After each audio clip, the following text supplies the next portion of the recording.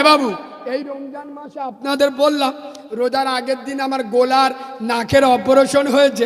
তো অনার্গল লোক গোটা বাংলাতে ফোন করে, বুঝতে পারছে, মিনিটি মিনিটি ফোন আসে, একটাও ফোন তুলিনি। ডাক্তারের কঠোর নিষেধ, 3 মাস আমার কথা বলা নিষেধ ছিল, কিন্তু এখন বাধ্য হয়ে সব দাউদ 1 বছর আগে নেবা। তো আমি তো ঈদের দিনতে জলসা করব বলে আমার নিয়ত ছিল। রমজান মাস আমি কথা বলি, একটা যুবক ছেলে ফোন করে করে পাগলা হয়ে গেছে, বুঝতে পেরেছে?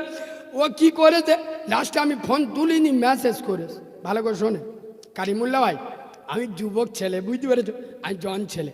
আচ্ছা, এই কথাটা বলার আগে আল্লাহর নবীর একজন বিখ্যাত সাহাবা, সাহাবিয়ে রসুল, আহারে হজরতে খালেদ বিন ওয়ালিদ, সুবহানাল্লাহ বলো না।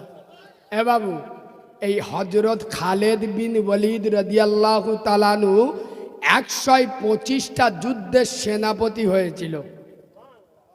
আর একটু জোরে বলবেন, খোদার কসম, 125টা যুদ্ধে নেতৃত্ব দিয়েছেন, একটা যুদ্ধে হারেনি। আরেকবার সুবহানাল্লাহ। এ বাবু, এনার তলোয়ারের ওজন ছিল 35 কিলো। কত? ঢালটার ওজন ছিল 40 কিলো। মোটার যুদ্ধে একদিনে 9টা তলোয়ারই ভেঙেছে।